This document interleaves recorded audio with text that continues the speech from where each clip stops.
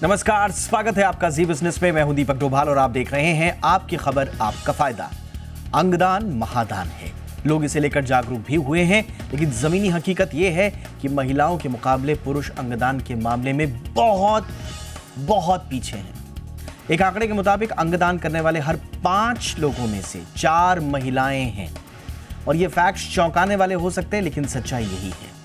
आखिर पुरुषों में अंगदान को लेकर इतनी उदासीनता क्यों है, ये एक बड़ा सवाल है। और एक सवाल ये भी है कि अंगदान के मामले में महिलाएं ही आगे क्यों।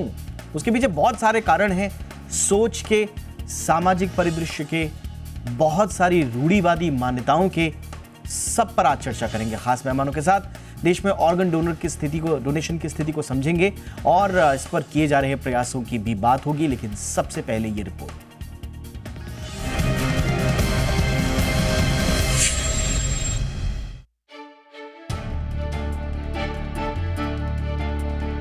अंगदान यानी दूसरे को जीवन दान। जागरूकता के चलते देश में अंगदान के मामले बढ़े भी हैं। इसे लेकर लोगों की सोच भी बदली है, लेकिन कितनी, ये बड़ा सवाल है। ये सवाल इसलिए ज्यादा अहम है क्योंकि भारत में अंगदान को लेकर जो आंकड़े सामने आए हैं वो बेहद चौंकाने वाले हैं। देश में अंगदान करने वालों में हर 5 में से 4 महिलाएं हैं, जबकि अंग लेने वालों में हर 5 में से 4 पुरुष हैं। यानी अंगदान के मामले में महिलाएं पुरुषों से बहुत आगे हैं। वहीं 1995 से लेकर 2021 के बीच अंगदान के जो आंकड़े सामने आए हैं, उसके मुताबिक देश में इस दौरान कुल 36,640 ट्रांसप्लांट हुए हैं। इनमें अंग लेने वाले 29,000 पुरुष थे, जबकि महिलाओं में ऑर्गन ट्रांसप्लांट की संख्या केवल 7,000 के करीब रही। यानी महिलाओं की अंगदान करने में हिस्सेदारी 80% रही, जबकि अंग लेने में महज 20%। गौर करने वाली बात यह है कि पुरुषों में अंगदान के अधिकांश मामले मरने के बाद के थे, जबकि लिविंग ऑर्गन डोनेशन यानी जिंदा रहते हुए अंगदान करने वालों में अधिकांश महिलाएं रहीं।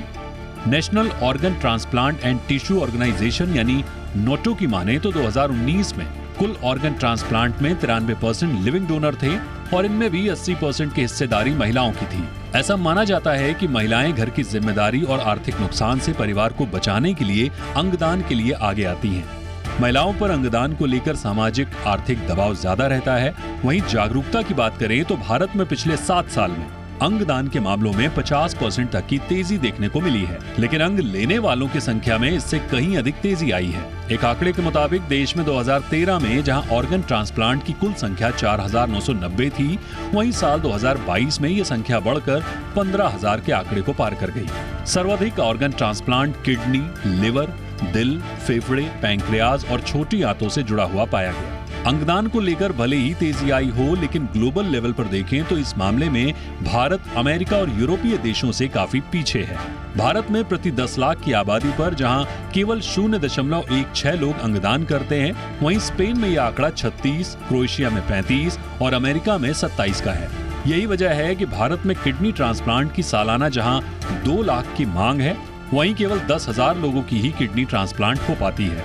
ये बड़ा अंतर है। इसे कम किया जा सकता है अगर महिलाओं की तरह पुरुष भी अंगदान को लेकर अपनी जिम्मेदारी समझें और इसका हिस्सा बने। ब्यूरो रिपोर्ट, जी मीडिया। बहुत ही खास मेहमान आज की चर्चा में हमारे साथ जुड़ रहे हैं। हमारे साथ हैं डॉक्टर सुनील श्रॉफ, प्रेसिडेंट हैं ISOT यानी कि Indian society of organ transplant के। डॉक्टर श्रॉफ, बहुत बहुत स्वागत है सर आपका हमारे शो पर। हमारे साथ हैं doctor Anoop Kumar, national convener हैं ऑर्गन डोनेशन प्रमोशन नोटो के। बहुत बहुत स्वागत है डॉक्टर अनूप आपका हमारे शो पर। और हमारे साथ हैं डॉक्टर नम्रता शर्मा, ऑप्थेल्मोलॉजिस्ट हैं, एम्स में फिलहाल कार्यरत हैं। डॉक्टर नम्रता, आपका भी बहुत बहुत स्वागत है मैम हमारे शो पर। मैं सबसे पहले डॉक्टर श्रॉफ आपके पास आना चाहूँगा चर्चा की शुरुआत में। ये जो आंकड़े बता रहे हैं, इनफैक्ट ये कोई पहला ऑब्जर्वेशन नहीं है। अगर आप ऑर्गन डोनर्स इन इंडिया देखें और उसमें मेजॉरिटी जो मिल रही है हमें, वो वुमेन की मिल रही है। ये कोई पहला आंकड़ा या पहला आर्टिकल या पहली स्टडी नहीं है, लगातार ये ट्रेंड देखने में आया है। इस पर बहुत सारी बातें होती है, लेकिन फिलहाल आपको सबसे बड़ी वजहें क्या नजर आ रही हैं सर? सबसे पहले तो मैं यह कहना चाहूंगा कि मैं ISOT का पास्ट प्रेसिडेंट हूँ। Alright sir. इसकी वजह यह है कि यह हमारे हिंदुस्तान में ही नहीं, यह विश्व में भी यही देखा गया है कि औरतें ज्यादा अंगदान करती है लिविंग डोनेशन में। इसकी वजह, खास करके वजह यह है कि जो आदमी होते हैं घर के, वो ब्रेड विनर्स होते हैं, तो जो थोड़ी रिस्क है इस सर्जरी में, जब इस रिस्क को देखते हैं तो औरतें ज्यादा इसलिए भी आगे आती हैं क्योंकि हमारे देखा गया है कि औरतों में एक सैक्रिफाइस की जो भावना है वो मर्दों से थोड़ी ज्यादा है।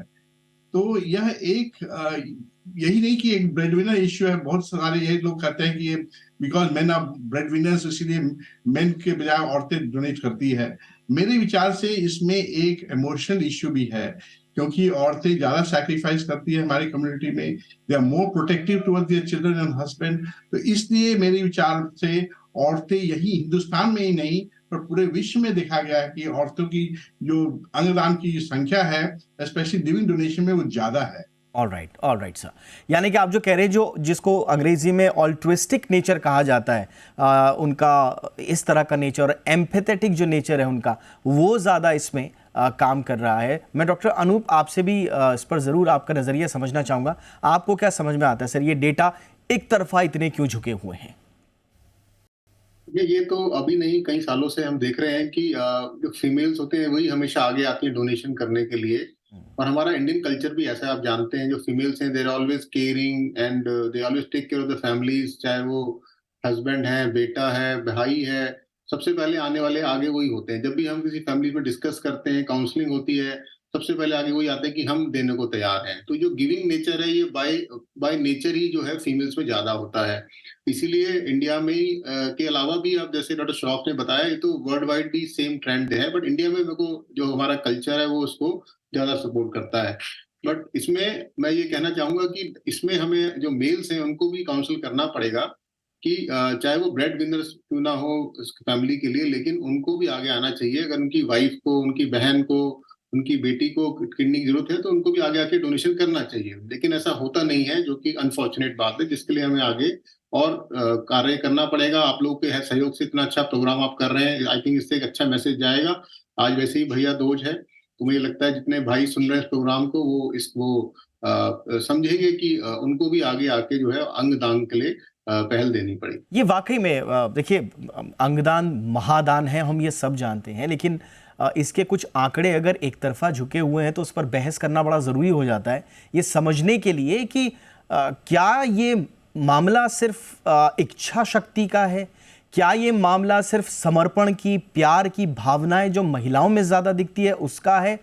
क्योंकि अगर आप थोड़ा सा स्टडी करेंगे, डॉक्टर नम्रता, मैं आपका नज़रिया भी समझना चाहूँगा थोड़ा। अगर आप अंदर लेयर में उतरेंगी इस पूरे मसले के, तो उसमें एक सामाजिक सोच भी नज़र आती है जो ये कहती है कि साहब, महिलाएं जो हैं वो ब्रेड एंड बटर नहीं लेकर आ रही हैं। अगर पुरुष ने अपनी किडनी दे दी तो फिर घर का खर्चा कौन चलाएगा? अगर पुरुष ने अगर अपनी किडनी दे दी तो फिर परिवार आगे कौन बढ़ाएगा? और महिलाओं को एक तरह से आगे कर दिया जाता है। और ठीक है, हम समझते हैं कि उनमें समर्पण की भावना ज़्यादा है, लेकिन ये पहलू भी है जिस पर चर्चा होनी ज़रूरी है। आपका नज़रिया इस पर क्या है नम्रता जी?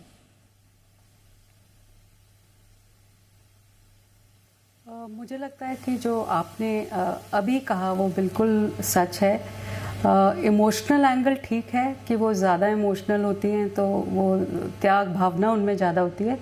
बट आई थिंक उससे ज़्यादा ज़रूरी ये वाला रीज़न ज़्यादा लगता है कि इकोनॉमिकली वो ज़्यादा वायबल है कि जो मेल मेंबर्स हैं या जो पुरुष हैं, क्योंकि वो सारे घर का खर्चा चलाते हैं या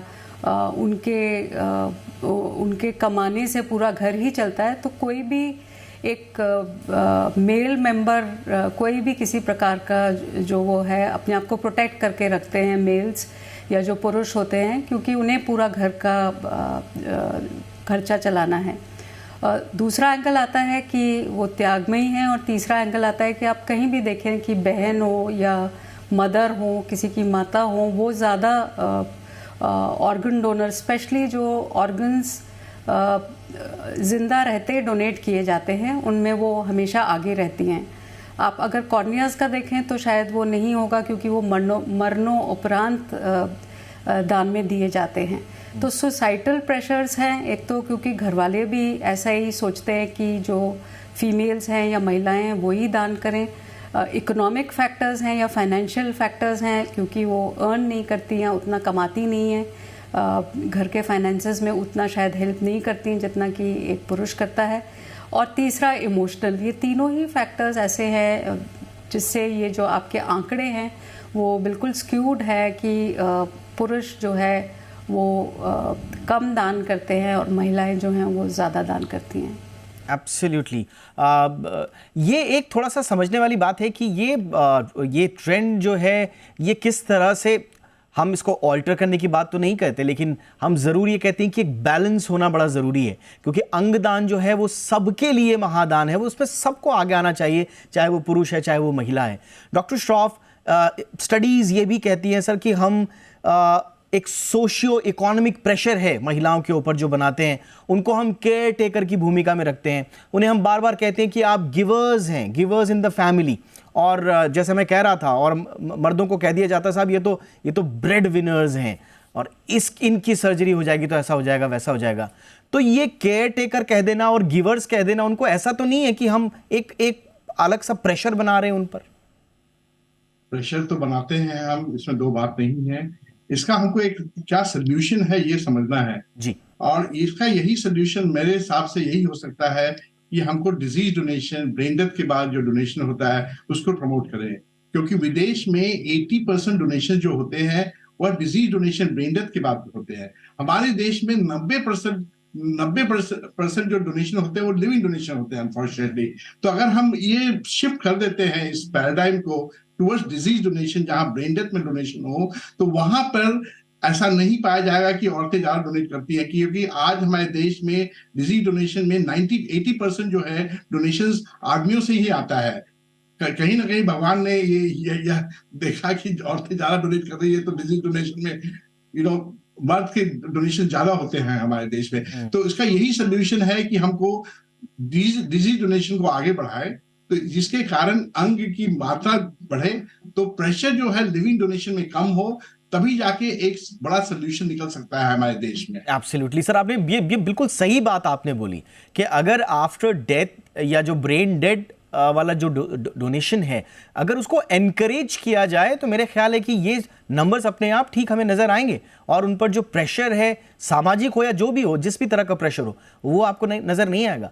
डॉक्टर अनूप कुमार, मैं थोड़ा सा और इसको अगर हम थोड़ा सा डिग करें तो मदर और फादर है, अगर बच्चे को डोनेट करने की बारी आती है तो मदर फादर बड़ी आसानी से उपलब्ध हो जाते हैं। जब ये दोनों अवेलेबल नहीं है तो फिर वाइफ को आगे आना है, अगर इन केस वाइफ है तो फिर वाइफ आएगी, या अगर डॉटर अनमैरिड है तो फिर डॉटर को आगे कर दिया जाता है कि आप आइए। लेकिन इसमें मुझे कोई बुराई नजर नहीं आती, अगर इच्छा शक्ति है और इच्छा है डोनेट करने की अपना ऑर्गन तो कोई प्रॉब्लम नहीं है, इसमें सहमति की बात है। लेकिन मुझे चिंता वहां पर होती है कि जब बेटी के लिए या किसी महिला के लिए ऑर्गन की बात आती है कि इनकी किडनी खराब हो गई, इनको ऑर्गन की जरूरत है, तो फिर कोई सामने नहीं आता, फिर बाहर खोजे जाते हैं और महिला को वेटिंग लिस्ट में डाल दिया जाता है।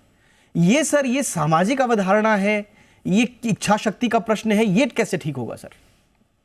बिल्कुल, आपने बहुत सही प्रश्न उठाया है और ये सोसाइटी का ही एक कारण है, क्योंकि जैसे हमारी जो मानसिकता है, मेल डोमिनेट सोसाइटी है हमारे कई एरियाज में, और जैसे अभी बाकी दो स्पीकर्स ने बताया, हमारे यहाँ ऐसा माना जाता है कि फीमेल जो है घर में रहते हैं और फाइनेंशियली ज्यादा कंट्रीब्यूट नहीं करते हैं, तो उनको ऐसा लगता है कि अगर मेल किडनी दे देगा या कोई और ऑर्गन जो है डोनेट कर देंगे तो वो शायद उनका फाइनेंशियल एस्पेक्ट पे असर पड़ेगा, जो कि मैं कहना चाहता हूँ कि गलत है। किडनी एक देने के बाद भी आप एक नॉर्मल सब काम कर सकते हैं, और ऐसे इतने सारे शोध आए हैं, इस पे आर्टिकल्स आए हैं कि आपकी लाइफ जो है नॉर्मल लाइफ की तरफ जी सकते हैं। तो ये मिसकंसेप्शन है हमारी सोसाइटी में, इसकी वजह से ही जो है, जो आपने बिल्कुल सही कहा, जब वाइफ, डॉटर्स और सिस्टर की बारी आती है सब मेल्स पीछे हो जाते हैं। इसलिए मैंने आपको एक रिक्वेस्ट किया कि हमें आपके माध्यम से ये सबको रिक्वेस्ट करना है कि जैसे वो हमेशा आगे आते हैं तो हमें अपना माइंडसेट चेंज करना है, नंबर 1, और नंबर 2 ये मिसकंसेप्शन चेंज करना है कि किडनी देने से आपकी लाइफ को कोई खतरा होता है, क्योंकि ये तो साइंटिफिकली प्रूव हो चुका है कि आप किडनी डोनेट करने के बाद भी नॉर्मल लाइफ जी सकते हैं। तो ये दो चीजों के अगर हम इसको और आगे बढ़ाएं तो मेरे को लगता है मेल्स को समझ आएगा और वो भी आगे आएंगे, और ऐसा नहीं है कि वो नहीं करते बट कम करते हैं, हमें सिर्फ उनको बढ़ावा देना है। बिल्कुल आपने सही कहा सर, ये अवेयरनेस बहुत ज़रूरी है कि ऑर्गन है, टिश्यू डोनेशन है, और यहाँ तक कि किडनी के बाद लिवर और आँखों का भी डोनेशन किसी भी तरह का है। हमने लंग्स के डोनेशन अब देखे हैं, हमने हार्ट के डोनेशंस देखे हैं, ये हमने सब देखे और बड़े सक्सेसफुली हुए हैं। और जैसे किडनी का जो डोनेशन है, जो लिविंग डोनेशन में जिसमें आता है, बहुत सारे लोगों को हमने देखा है कि हेल्दी लाइफ जी रहे हैं अपनी किडनी डोनेट करने के बाद। हमारे आसपास बहुत सारे ऐसे एग्जाम्पल हैं। तो ये हमें डेटा एक तरफ हमें देखना है, दूसरी तरफ हमें इसके बारे में अवेयरनेस भी बढ़ानी है। मैं एक छोटे से ब्रेक के लिए रुक रहा हूँ। ब्रेक के उस पार हम इस पर और चर्चा करेंगे और समझने की कोशिश करेंगे कि इस परिस्थिति को और कैसे समझकर आगे ठीक किया जाए।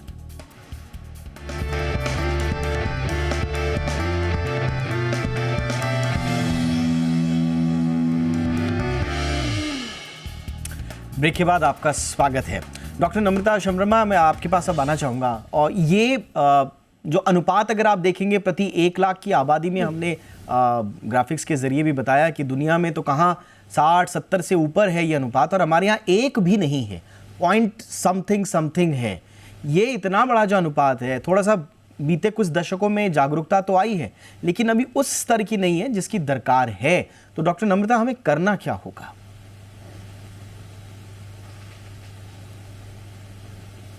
आई थिंक इसके लिए हमें सक्रिय रूप से काम करना होगा। और अगर कोई डॉक्टर बोले कि किडनी डोनेट करने से कुछ नहीं होता और आप एक नॉर्मल जीवन जिएंगे दोनों डोनर को और रेसिपिएंट को, तो शायद उनको ये समझ नहीं आएगा।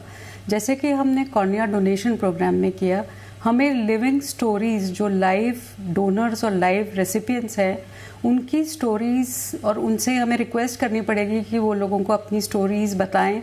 जैसे कि अभी डिस्कस भी हो रहा था कि हमने कितने अपने ही आसपास इवन डॉक्टर्स देखे हैं जिनको किडनी डोनेट हुई, वो अब 30 साल के मतलब 30 इयर्स के डोनेशन के बाद भी वो नॉर्मल जीवन जी रहे हैं, दोनों डोनर और रेसिपिएंट। तो ऐसे अगर लाइव डोनर स्टोरीज आएंगी, तभी जनता को और नॉर्मल पब्लिक को ये विश्वास होगा कि ऐसे लोग एग्जिस्ट करते हैं, ऐसे लोग होते हैं जो कि दान देने के बाद और दान लेने के बाद भी 30-30 साल या 35-35 साल के ऊपर के हैं और अपना नॉर्मल जीवन व्यतीत कर रहे हैं। तो आई थिंक वो बहुत ज़रूरी है, जागरूकता बहुत ज़रूरी है, चाहे वो कैसे भी हो। आप अपने टीवी के माध्यम से कर रहे हैं, ये बहुत अच्छा एक स्टेप है। और बाकी सोशल मीडिया है, फेसबुक है, ट्विटर है, इंस्टाग्राम है, इतनी चीज़ें आजकल तो हम बहुत जल्दी पहुंच सकते हैं सभी के ऊपर। पर हमें आई थिंक रिक्वेस्ट करनी पड़ेगी लिविंग स्टोरीज़ की या लाइव स्टोरीज़ की, जो कि ऑलरेडी इस चीज़ से जिनको इसका लाभ हो रहा है और जिनके जीवन में विशेष फ़र्क नहीं पड़ा है, वो एक नॉर्मल ज़िंदगी जी रहे हैं। बिल्कुल आपने सही कहा। इस दिशा में नोटो बहुत अच्छा काम कर रहा है, काफ़ी सालों से बहुत अच्छा काम कर रहा है। डॉक्टर अनूप, मैं आपके पास इसलिए आ रहा हूँ कि नोटो में जो काम हो रहा है सर, इसमें कोई शक नहीं है कि बहुत ज़बरदस्त इसमें काम हुआ है अवेयरनेस फैलाने में। लेकिन हमने देखा है कि अवेयरनेस का अभी एक लेवल और आना अभी बाकी है। एक ज़माना होता था, मेरे ख्याल से बॉलीवुड की मूवीज़ में भी एक आध दो मूवी आई थी, मेरे को ये नाम याद नहीं आ रहा है, उसमें अनिल कपूर होते हैं जिनका किडनी ख़राब हो जाता है और उनको डोनर मिल जाता है और उसके बाद वो अपनी फुटबॉल की लाइफ भी जीते हैं। तो ये इस तरह का जो पिक्चर्स में और आसपास की कहानियों में हम प्लेस करते हैं ऐसी सक्सेस स्टोरीज़, क्या हमें थोड़ा सा और उस लेवल पे जाना पड़ेगा सर? बिल्कुल, देखिए इसमें ये रिस्पॉन्सिबिलिटी सभी सेक्शन सोसाइटी की है। जैसे नोटो अपना काम कर रहा है, भारत सरकार अपना काम कर रही है, हेल्थ मिनिस्ट्री अपना काम कर रही है, ऐसे ही मीडिया भी अपना काम करेगा, कर भी रहा है और ज्यादा करना चाहिए। जैसे आपने मूवीज की बात करी, बिल्कुल सही बात है। जब ये मूवीज में ये बात उठती है तो लोगों तक ज्यादा पहुंचती है। अभी हाल ही में एक साउथ इंडिया की एक Indian dub Hindi dub movie में भी इसको काफी प्रमोशन मिला था, ऑर्गन डोनेशन, जिसको लोगों ने बड़ा सराहा था। तो मुझे ऐसा लगता है कि आने वाले जितने भी पोर्टल्स हैं, चाहे वो आपके मूवीज हैं या कोई सीरियल्स हैं, उसमें अगर हम इसको प्रमोट करें, और इसके लिए ब्रांड एम्बेसडर्स भी लिए जाते हैं। जैसे आप जानते हैं खुद अमिताभ बच्चन और बड़े बड़े फिल्म स्टार्स भी इसमें आगे आके ऑर्गन डोनेशन के लिए अपील कर चुके हैं। तो मुझे लगता है इसी तरह से ना सिर्फ फिल्म स्टार्स बल्कि जो हमारे रिलीजियस गुरुज हैं वो भी आगे आके इसमें हेल्प करें।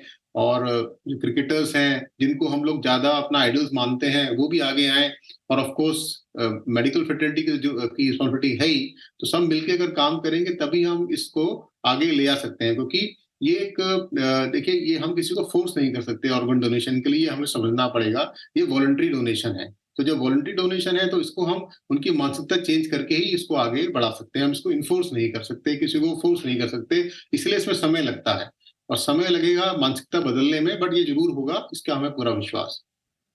बिल्कुल।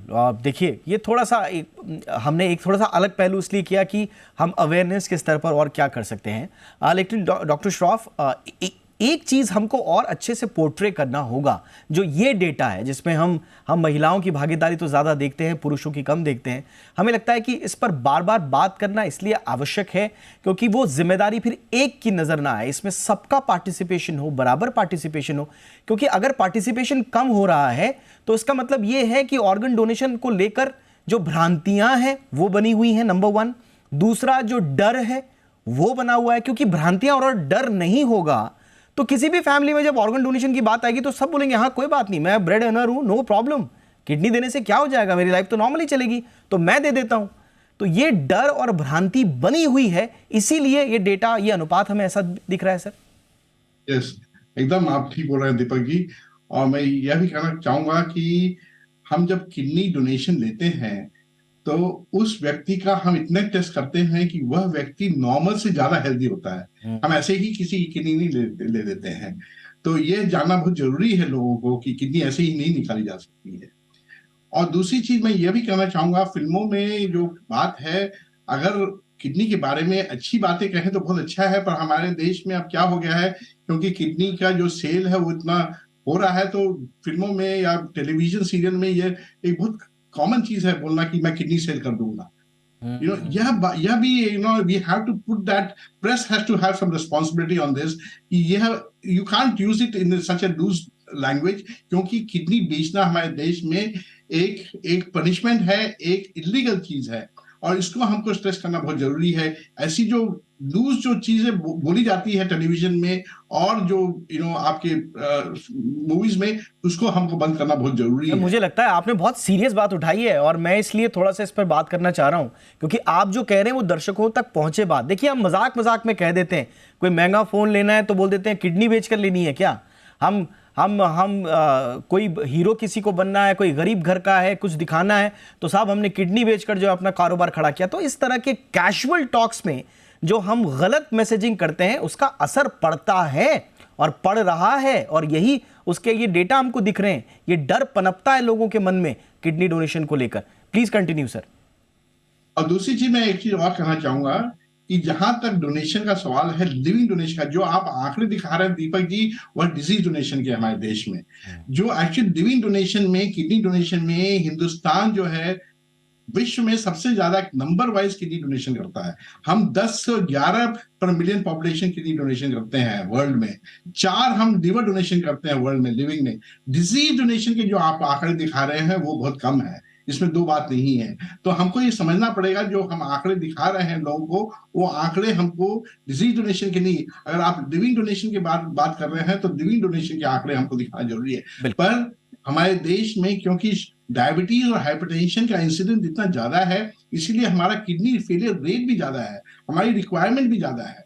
जैसे मैंने शुरू में कहा आपको, एब्सोल्युटली सर, आपने जो बात उठाई है कि हाइपरटेंशन की बात, अभी डेटा आए हैं हर चौथा आदमी हाइपरटेंशन की चपेट में है। तो अगर सही तरीके से उसकी केयर नहीं हुई तो फिर बहुत सारे हमको किडनी ट्रांसप्लांटेशन की आवश्यकता पड़ सकती है। और आपने सही कहा, जो लिविंग डोनेशंस हैं उसमें भी आप देखिए कितनी बड़ी जेंडर डिस्पैरिटी है हिंदुस्तान में। 93% जो लिविंग डोनर्स हैं वो वुमेन हैं। पूरे हमारे आंकड़ा ठीक है लिविंग डोनेशन का, लेकिन उसमें भी जेंडर डिस्पैरिटी दिखती है। इसलिए ये सब चीज़ों को दुरुस्त करना होगा।